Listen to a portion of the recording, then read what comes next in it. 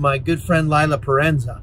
She grew up in Venezuela, and she just is so sad about what's happened to her country. And I wanted to get her to tell us a little bit about what Venezuela was like before Hugo Chavez turned it to socialism. And I think she has some very poignant things and a very good warning for our country as well. Take a listen.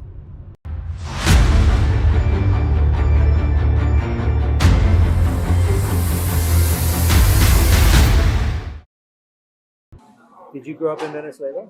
Right? Yes. Okay, so tell me you grew up in Venezuela and tell me what it was like. Okay. Well, the Venezuela,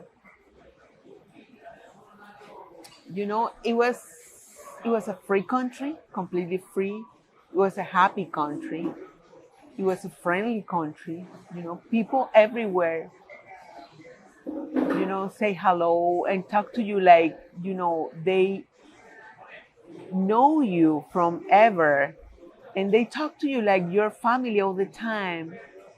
And for example, if you went to the bank and you were in the line waiting for your turn to go to the cashier, and the people in front was start talking to you like nothing, and you end the conversation like from all the time, like some kind of brotherhood that you can feel like family.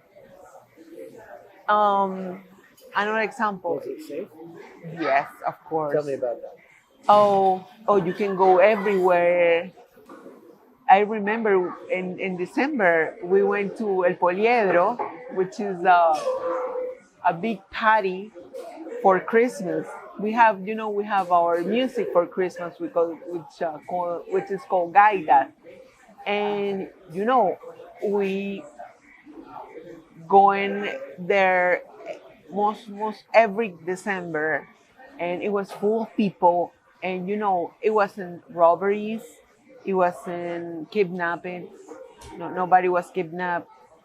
It was safe. It was a safe place. They have robberies like in every place, but they stole your cellular, for example, sometime if you live there on a table, but it was safe. It was completely safe. It was clean. So was this like in the 1970s, 80s?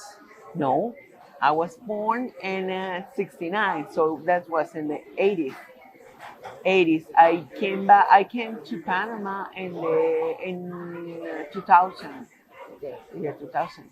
So this is before socialism, right? Yes. So yes. what was Venezuela before it became socialist? Well, you can't compare Venezuela in that time with any, country right now like Panama. You went to the supermarket at that time and you can find anything you want. Actually, it was funny because we the Venezuelan people, we used to travel too much. We went to Miami, and they used to call us the Tabarato, because every time we were for shopping, it says, "Oh, it's cheap, give me two." So it's Tabarato, dame dos. So they used to call us Tabarato. So yeah, I remember we went to Miami, and we buy a lot of stuff there. Stuff like you don't find in Latin America. But it wasn't because it was missed. Like right now, you cannot find paper toilet or essential things. But only because you went to go there and buy some different stuff, like every time you can find, for example, here in Panama, there is stuff that you cannot find here. But no, it was a really, really nice country. But I'm telling you, the people, the change in the people, for me, it's the hardest part. This break brotherhood that the Venezuelan get after Chavez. To me, that was the worst part. What do you mean? Explain that. Okay, he started to tell the people that being rich was bad,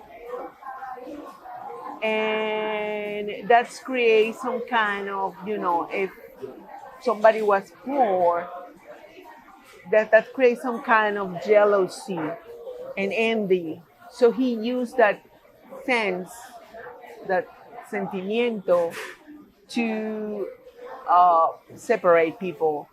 So then they start fighting between Do you see the same thing happening in the United States today with the right? politics? Yeah, I can see. I can see with the between the Democrats and conservadores, Republicans. Yeah, I can notice right now. It's the same thing. They start exactly the same. You know, they say, okay, being have money, it's that. Everybody, if socialist, it's better because everybody will be the same, and that's not true. Because rich people, which is the company who have which is the people who have companies, it's the people who give you employees. Right. So, how did Venezuela change when socialism showed up? I'm just kidding. When socialism came to Venezuela, how did Venezuela change? Well, the starting by the companies, everything was closed because the government took, you know, Control. in charge. Yeah, they took control of every company, so we cannot produce anything because everything was closed. We have no money. We have no materia prima to do anything, and the government it's been there to make rules, to make laws, not to feed the people, not to harm the companies. That's not her role as government. And were you there when Chavez took over? Well, yeah, I was the first year there, and yeah, you can see him. For example, you can see videos when he says, "Okay, and this building, who's this building? Ah, no, this building is it's a company for corn meal to make arepas, for example." And he says, "Okay, expropiese, take control of this, and kick the people, kick the owners out without any kind of payment or anything." And time after that, those companies close because if you can know people that have the knowledge to handle the company, that company cannot work. Yeah, and not only the knowledge, but the reason. I mean, if it's my company, I have a reason to keep it going. But if the government takes it away, why should I care? You can see all these building alone and broken and downs because nothing is working right now. Right. And nobody wants it's not because the Venezuelan are people worker Venezuelan are They're hard workers. People, but if they don't have the warranty that, okay, I'm going to build this building and this building I can work in that, I won't do anything because I don't have warranty that all my job, all my money that I invest in that, I will have some kind of return. It's not incentive to do that. So when you see what has happened to Venezuela now, how does it make you feel? Sad, really sad, and angry because you don't do anything. You can even speak about it. If you speak bad or you put your opinion and says, okay, this is not good, you can go to the jail because You of still that. have family there. Yeah. What does your family say that it's like? Well, let me tell you, I have a cousin that he was killed because he said he started, giving chats and talking about the government, and he was killed. And Was he killed by the government?